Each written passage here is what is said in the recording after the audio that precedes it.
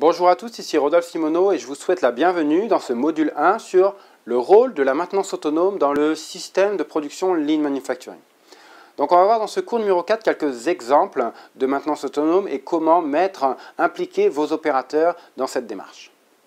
Alors l'implication des opérateurs dans la démarche de maintenance autonome, ça pourra se faire éventuellement dans le cadre d'un chantier Kaizen par exemple. Et les chantiers Kaizen, on l'a vu comment ça se déroulait, et la finalité par exemple d'un chantier Kaizen peut effectivement être de remettre à niveau un équipement et de déployer un premier niveau de maintenance à exécuter par les opérateurs sur cet équipement sur lequel on sait que la mise en place d'une maintenance autonome va permettre d'augmenter la fiabilité de ce dernier par différentes analyses qui auront pu être faites en amont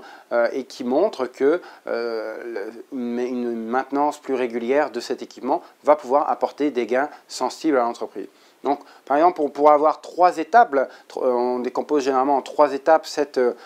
implantation de maintenance autonome. On va passer d'une première étape où on va commencer à nettoyer pour détecter les problèmes. Ensuite, on va passer à l'état de, une fois qu'on a détecté les problèmes, on va essayer de corriger ces problèmes. Et le troisième état, ça va être la correction de ces problèmes pour apporter une amélioration de la situation. Donc, c'est ces 3 étapes que vous pouvez utiliser pour mettre en œuvre un chantier Kaizen pour, encore une fois, améliorer, mettre en place la maintenance autonome sur un équipement ou un parc d'équipements bien spécifique. Donc dans la partie où on va appeler nettoyer pour détecter, ça va être, on va retrouver un petit peu la mise en place des 3 premiers S, dans lequel on va effectivement nettoyer les différentes parties de la machine, et de cette façon, en nettoyant toutes ces parties de la machine, on va s'apercevoir, donc on va détecter les problèmes. On va enlever par exemple les vieux chiffons qui absorbent les fluides d'huile à différents endroits. On va nettoyer sous la machine pour s'apercevoir des pièces manquantes, des pièces qui se sont détachées, des pièces qui sont mal attachées. Donc en nettoyant cet équipement, en le remettant à niveau d'un point de vue nettoyage, on va permettre aux opérateurs qui participent à ce chantier Kaizen là, ou en tout cas à ce projet, de détecter les premiers éléments sur lesquels on va pouvoir par la suite mettre en place de la maintenance autonome. Donc c'est la deuxième partie de détection pour corriger. On va donner aux opérateurs qui participent au projet la possibilité d'identifier ces différents problèmes qu'ils ont observés lors du nettoyage, de les noter quelque part et de suivre la correction de ces problèmes en méthodologie PDCA, de manière à s'assurer que les problèmes qu'ils ont identifiés, soit ils vont mettre en place des actions correctives, palliatives ou des contre-mesures sur le long terme, ou il va y avoir l'intervention de la maintenance pour les aider à réparer ces petits problèmes. Donc un tableau de suivi, un genre de plan d'action affiché auprès de cet équipement est quelque chose qui peut être très important pour s'assurer du suivi des corrections à apporter. On va pouvoir commencer à ce niveau d'identifier quelles sont les tâches de maintenance autonome qui peuvent être exécutées par les opérateurs et commencer à élaborer les différents standards pour les opérateurs pour maintenir les équipements et définir les besoins en outils, en formation des opérateurs pour qu'ils puissent exécuter ces tâches de maintenance autonome. Donc c'est le troisième volet, donc c'est la correction pour améliorer. Donc on va, en ayant cet environnement de travail, à l'aide par exemple d'une démarche 5S, cet environnement de travail propre et ordonné, on va pouvoir détecter visuellement les différents problèmes qui vont avoir lieu au fil des jours d'utilisation de la machine. Et de cette manière visuelle, on va détecter les nouveaux problèmes qui vont arriver sur la machine pour perfectionner, pour améliorer la maintenance autonome qui a été mise en place sur cet équipement et alimenter cette boucle de progrès continu autour des standards de maintenance de premier niveau sur nos équipements. Donc on va notamment pouvoir s'apercevoir que c'est difficile d'accéder à tel endroit pour aller le nettoyer et qu'on a besoin de le nettoyer régulièrement. Donc on va rendre plus accessible cette zone. On va s'apercevoir que le niveau de tel liquide a besoin d'être fait régulièrement. Donc on va mettre en place un réservoir transparent pour être en mesure de voir si on est au bon niveau de manière avec des codes couleurs. Donc on va pouvoir, vous voyez, on va pouvoir mettre en place de manière visuelle en détectant plus régulièrement les problèmes, on va pouvoir mettre en place un environnement visuel qui va contribuer à la facilitation de cette maintenance de premier niveau par les opérateurs et évidemment apporter des modifications sur les standards qui ont été écrits et qui vont évoluer au fil du temps, au fil des améliorations qui sont apportées à l'équipement. Donc typiquement dans cet exemple dans lequel on voit des problèmes d'usure d'un pignon et qui se traduit en production par un manque de répétabilité sur les produits fabriqués. Donc l'usure des pignons induit nécessairement un jeu qui va faire que les pièces qui sont fabriquées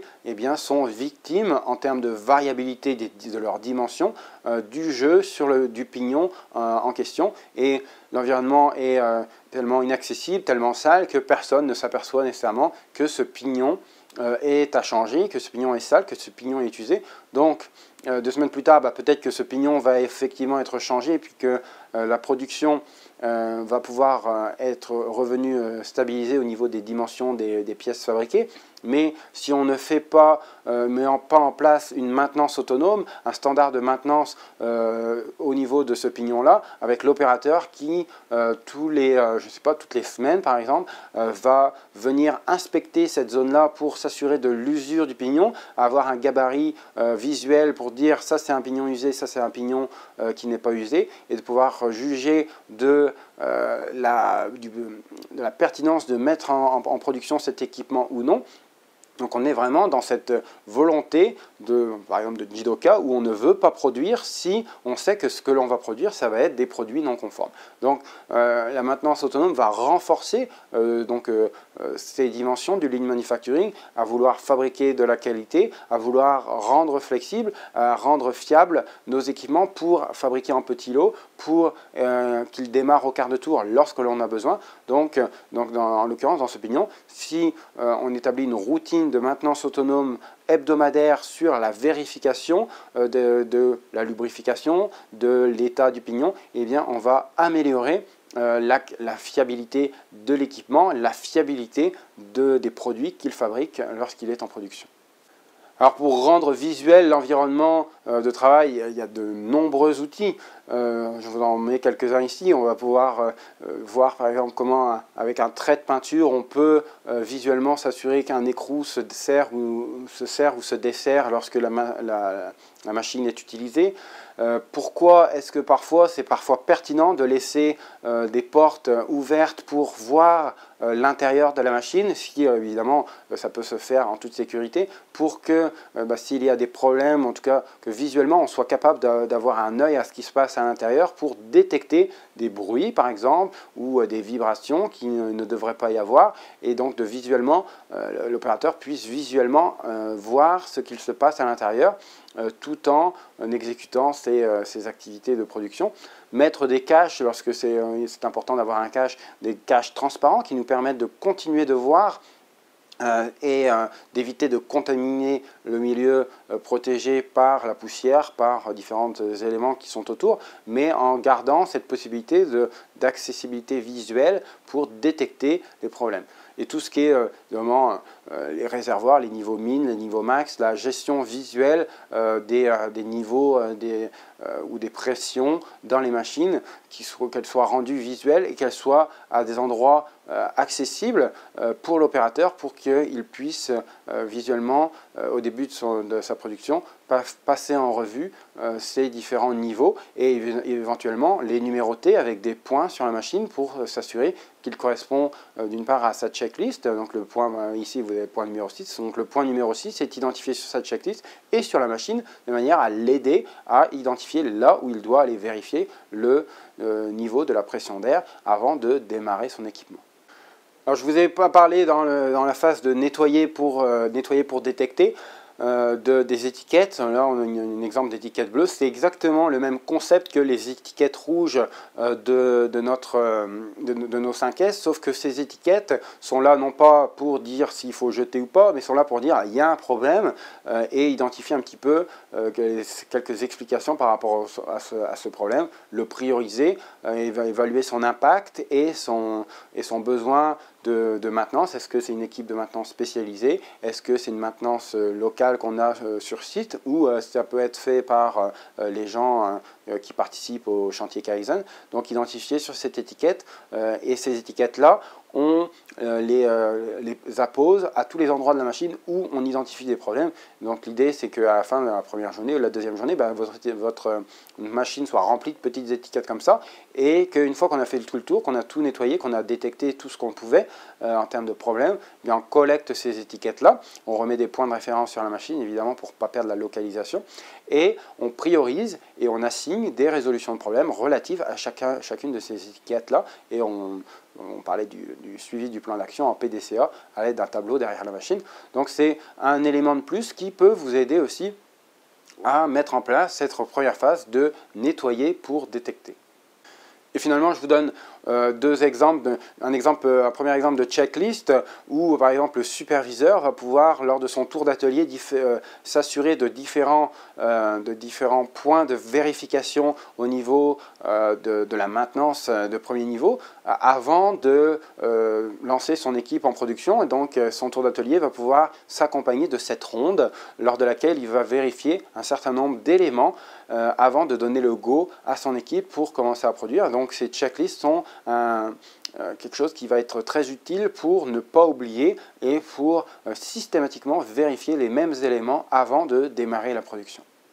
Et finalement, ce dernier exemple sur le management visuel sur les pressions, sur les niveaux, qui, je vous rappelle, on n'est pas là pour rendre nos opérateurs des gens de maintenance, on est là pour confier une maintenance de premier niveau à nos opérateurs qui utilisent de manière quotidienne nos machines. De la même façon, on n'a pas pour vocation, lorsque l'on vérifie notre niveau d'huile de notre véhicule, de devenir un garagiste, mais on est capable d'exécuter ce genre de tâche si elle est